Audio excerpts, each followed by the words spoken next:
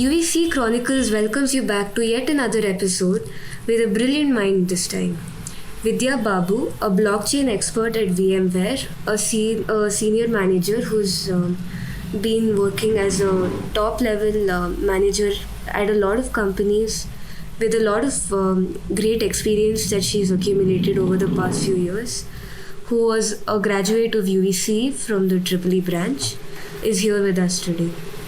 And she has a very wonderful story to share. As a woman in STEM and as an Indian in the US, there was a lot of things that probably pitted the scales against her, but nevertheless, she is rising and she is shining in her field today. So good morning, ma'am. It's quite early in the morning in the US. So I hope all of you listeners enter this interview with the spirit of the morning. Can you give us a brief introduction of yourself? Good morning, Girishma and Sujai, and good evening for you. I guess it's you are in India time zone. Very nice to meet you. So let me bring a brief intro about myself, and then maybe we can flow through the questions and whatever your interests are in finding out about me. So myself, I'm in VMware. As you mentioned, I was a senior manager, technical program management. I joined VMware about a year back. I'm in the research group within VMware blockchain team. Within the blockchain team.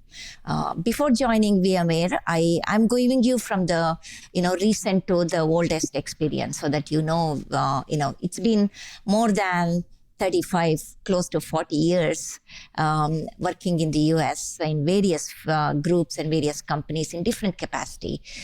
Before VMware, I was in Oracle Cloud team, where I was very actively engaged and involved in building Oracle Cloud automation area, cloud infrastructure, specifically networks, and automating the network management as well as network monitoring of the entire cloud, Oracle clouds across the world.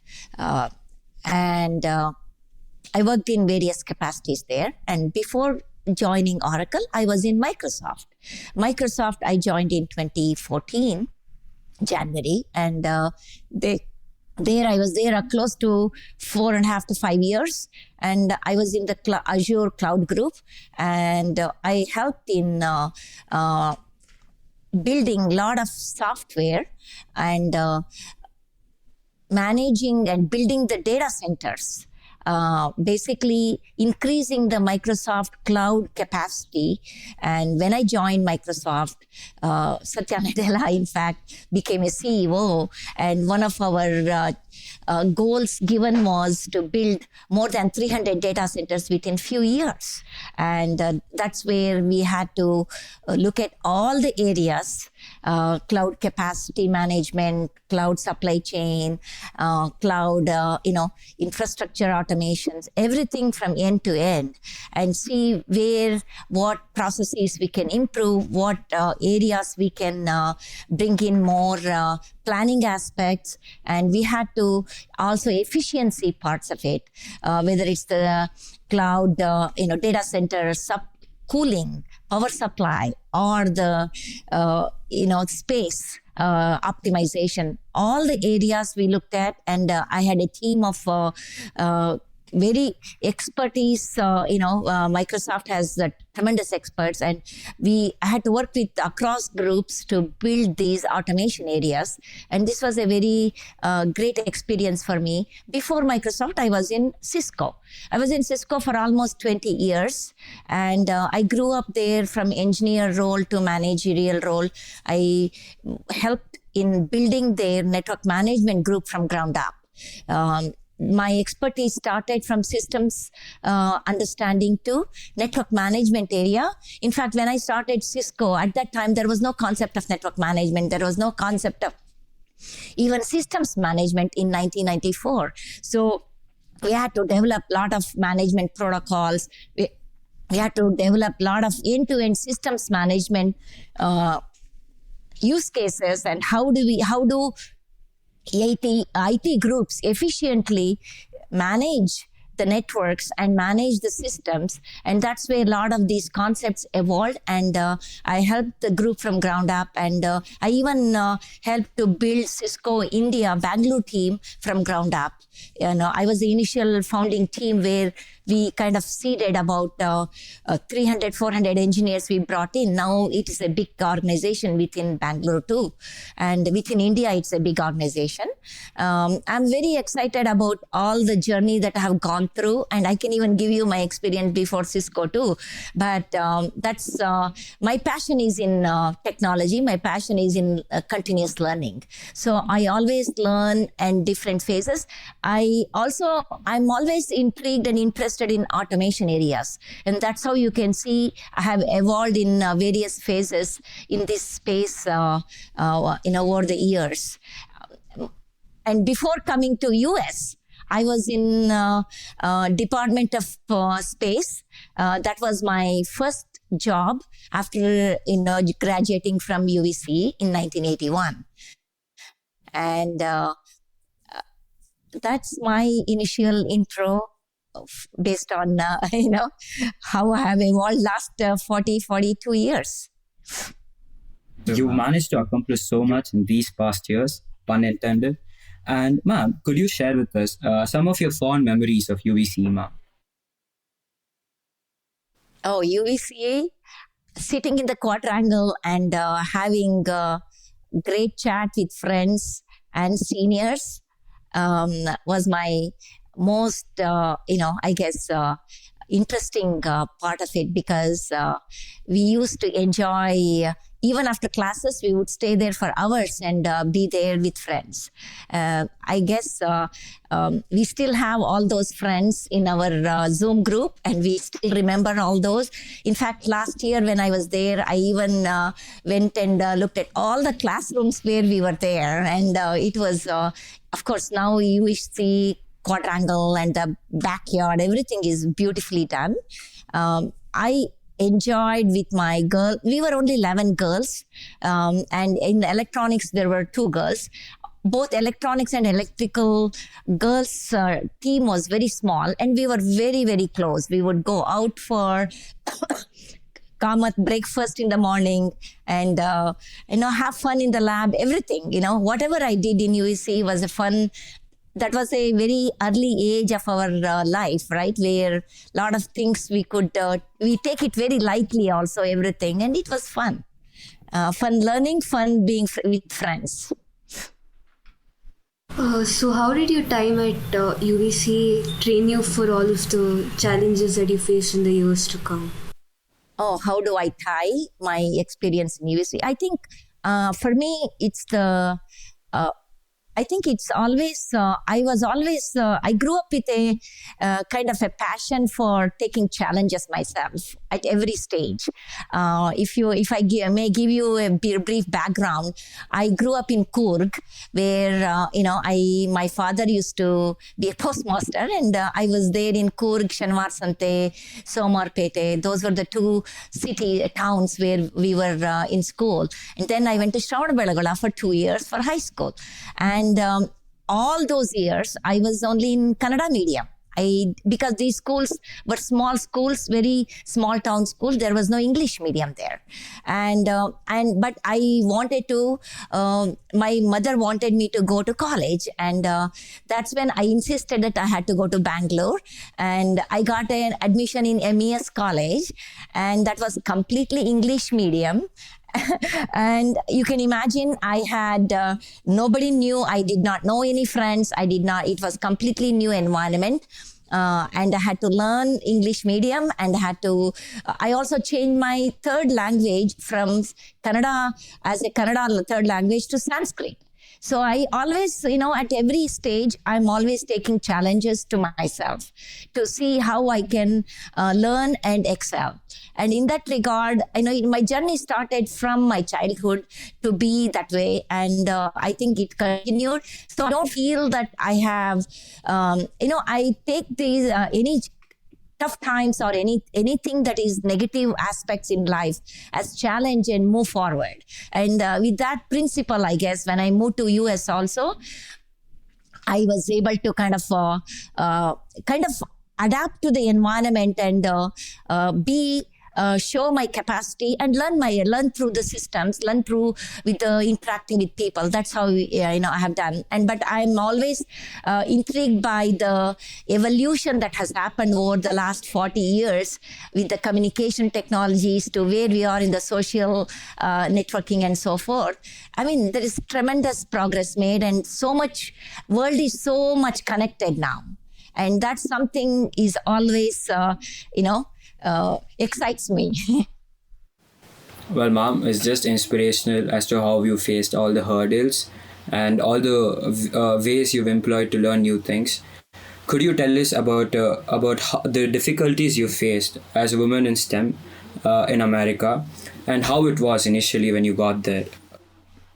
I came to US in 1984, and I was so eager to work and go to college. I wanted to when I came here, it was not a beginning of the semester where I could go into college, right? So it was in February I came, 1984.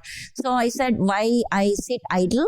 I wanted to at least go and join a company and do part-time or something where I can learn and keep myself engaged more, ways whereby I can get to know people. You have to remember at that time, I did not know driving. And the Bangalore versus the US, where I was in San Francisco, I came to San Francisco. Everything is new. Everything. I had no family, no friends, nothing, right? Except my husband. I came after I got married. So it was, but at the same time, I was so eager to learn. One thing that pushed me, kind of a little bit more towards going to college, because people, when I interviewed with a couple of companies, nobody knew about Bangalore. Nobody knew that a girl can do engineering. And when I went and even after I got a job, I was in the lab, they thought I was a high school kid. They thought I was a high school kid joining there as a internship to learn and vocational experience to gain. They did not expect that a girl can do an engineering. And of course, also a girl from India, a brown girl, being able to do the engineering was unheard. And that's the environment in which I started. But, it was just a short period of that experience. But after that, all my managers and my peers, it was a tremendous learning and tremendous experience I gained through folks. In fact, one of the person who was company called Site manager who was there. He came from in Bangalore.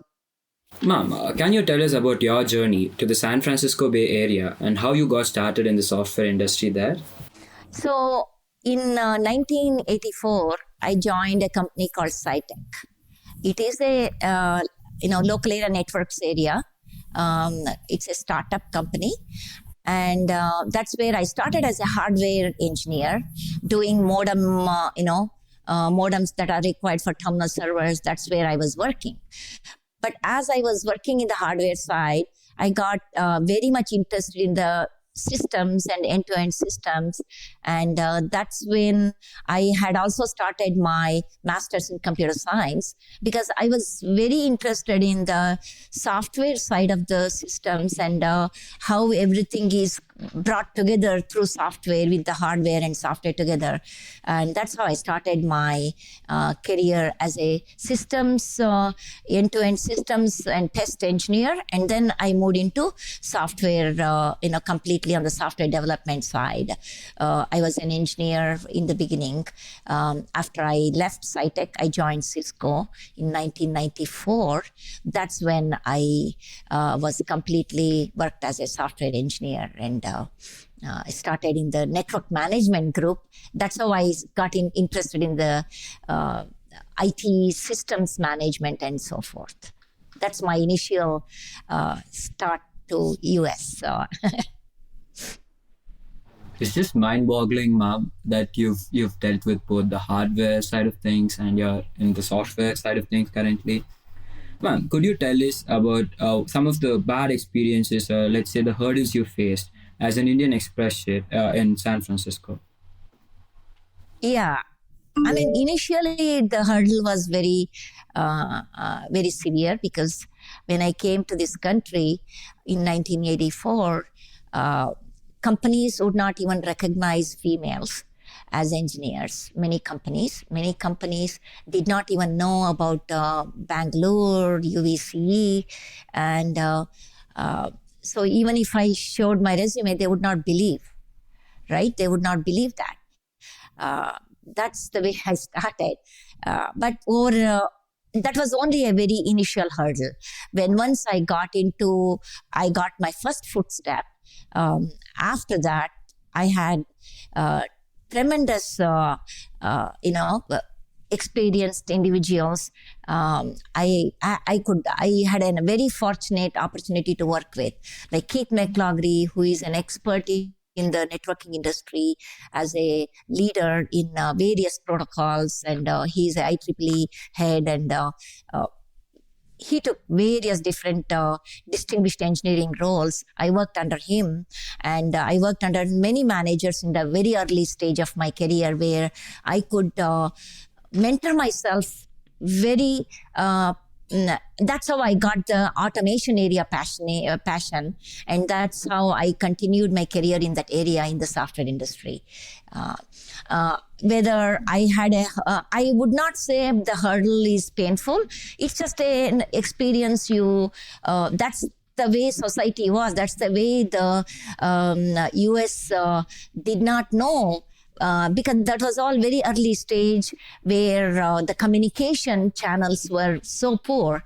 I could not even call my family. Of course, my family did not have phone. I had to call my neighbor or my aunt's house where we could talk. Even that was very expensive. So we could call once a month, maybe. Even that once a month, if I spent 30 minutes, I would spend more than $20-30. And we could not even afford to do those things. But look at where we are today in this time compared to the 40 years back, the communication, how, it was, I cannot even say we had good communication there, right? At the time, there was a telephone system was there. We would always write letters to friends and family and everyone. Whereas now, the world is so connected, and I can talk to you in a second, and I can chat with you while the issue is we're debugging. All these things, we could do it so smoothly right now. And I really like the fact that I worked on the the networking technology area, which has made us go to this far where, we are all well connected here. You seem to have had the experience of having established a lot of the network systems that we see today, as you've seen it grow from what it was, as you describe it, 40 years ago to the beautiful thing that it is now. So, what was your contribution in this? How did your usual life, what did a day in your life at that time look like when you were in this phase of your career? So my contributions at the time kind of expanded in many ways. Initially, I was an engineer, and since I was, as I said, I was interested in the systems area, I was developing software. And when I joined Cisco, that's when I started to expand my interest and areas.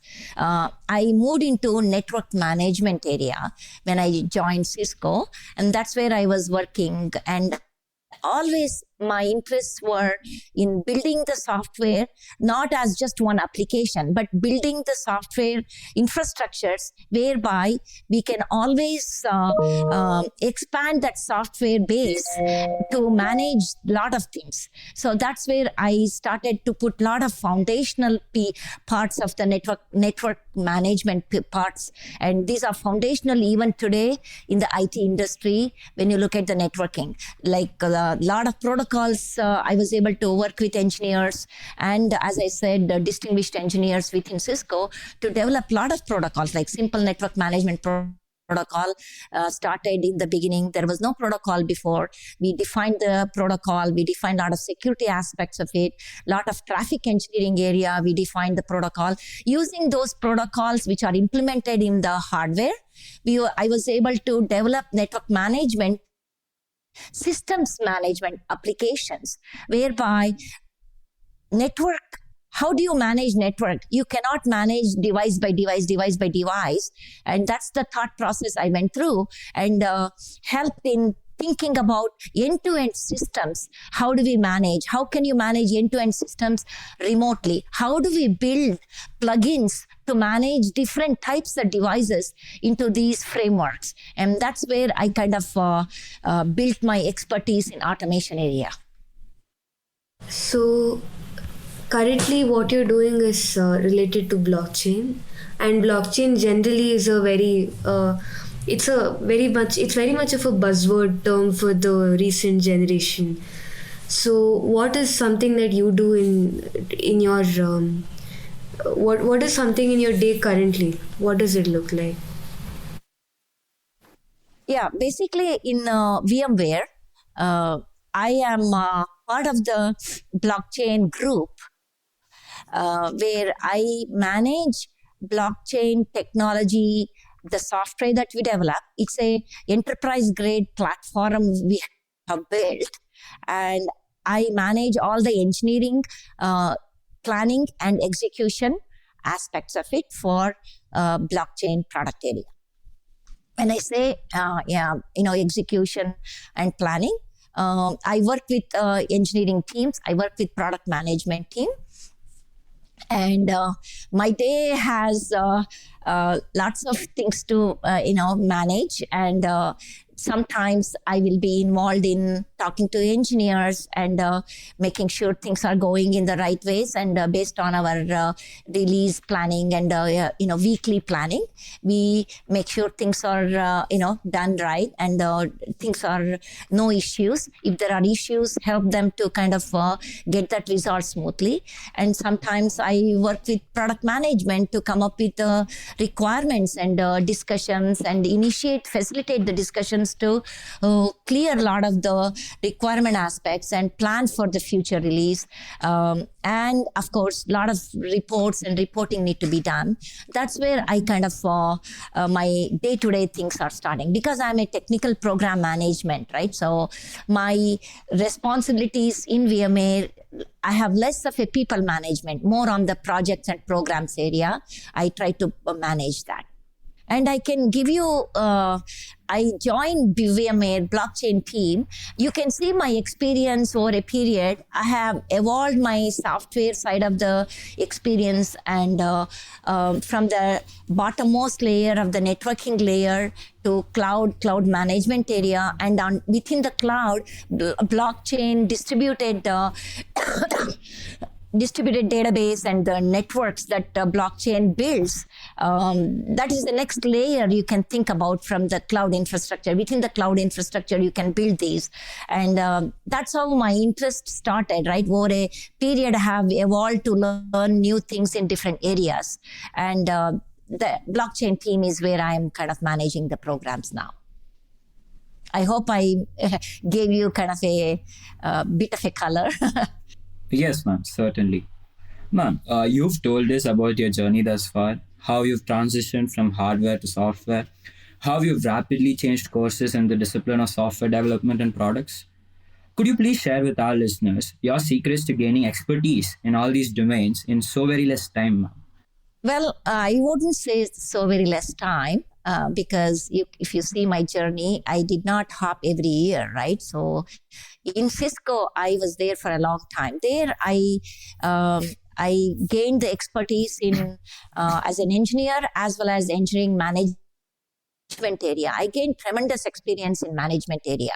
I managed partnership programs. I managed large software group, more than 300 engineers. We were there worldwide. I had to manage their executions and the product, delivery of the products and engaging with customers, customer adoption.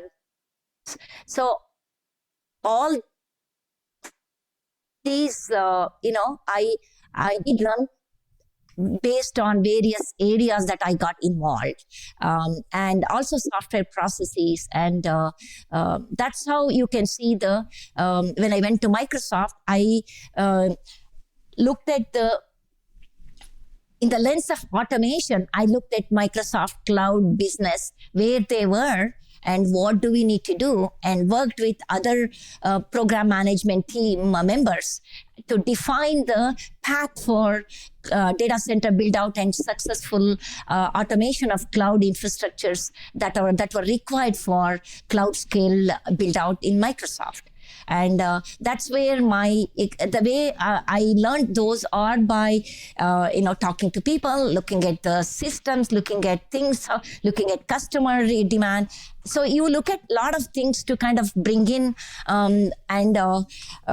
collectively you bring in the ideas and directions that we need to go. And of course, because I had a lot of networking background, network management background, when I went to Oracle Cloud, I went into Oracle Cloud to help in building network automation and network monitoring software tools for cloud networks to manage. And because I had networking background, I could easily, and also I had a cloud background from Microsoft, I could go and work with teams to kind of define what are the things we can do and how we can execute. See, my experience is not in deep technical sometimes, but my experience is in bringing the ideas to reality and delivering the products. That's where my expertise are, and I have tremendous experience bringing teams together to successfully build. And of course, teams also have to enjoy as they are doing. That's where I learned these over a period. You sound like an excellent manager, ma'am, and I feel like I'd love having you as my supervisor. And it's something that seems to have grown, as you said, over the past few years. So while there's a lot of in the job learning that you're doing, there's also a lot of life expertise that you're gaining, right? Over the course of so many years, you've gained a lot of wisdom. So could you share some of that wisdom with us? How as a student, as an engineer in the current generation, how should we go about our learning journey? I think the current generation is very smart. They have a lot of smart tools they have, and their information, and then the knowledge that they can gain through this information that's available, they're all in front of them. That kind of opportunity to learn is tremendous in that regard, right? But at the same time, don't be the current generation has to not be impatient. They should be very patient in learning. Learn the fundamentals. Learn to enjoy, learn to question. What is it you want to solve? What is the problem you want to solve? Why you want to solve? And how can I solve such a way that there's a big tremendous benefit humanity can have. Those are the kinds of things you have to think through as you are, taking your journey. I would love to mentor you youngsters. I volunteer a lot of my time to my youngsters to kind of mentor them. And that way, what I learned in the last 4 or 5 years sometimes, in the beginning of my career, the information was not easy to find, right? So information around the world, if it is there, through conversations, through communication with your professors and your technical leaders, you would gain some of those information. But now you have a lot of information in front of you. One question is how somebody needs to give some guidance and some kind of a first foot kind of thing so that they can, individuals can learn on their own quite a bit. That's wonderful advice, ma'am, and I'm sure everyone else who's listening to this interview will feel the same. There is definitely a lack of patience, I'd say, to explore the fundamentals of anything, and it's very nice to see that you think that it matters so much. I hope we all keep that firmly in mind and proceed. So, ma'am, on the topic of patience, how do you keep going? Like, how do you keep yourself motivated to keep learning more and more and more? I take inspiration from my mom because she's 94-year-old. When she was, when she moved back to Bangalore, she's living with my sister. I think she was 90 or 91. She said, I'm learning Sanskrit. I'm attending Sanskrit class in the TV. In the TV, there is a half an hour or whatever the amount of time. There's a class they conduct. It's very nice. That's what my inspiration is from, many times. When she is a blind, in the sense she had macular degeneration, she cannot read, but she is able to listen and learn so much. When she can do it, we are all very young in front of her.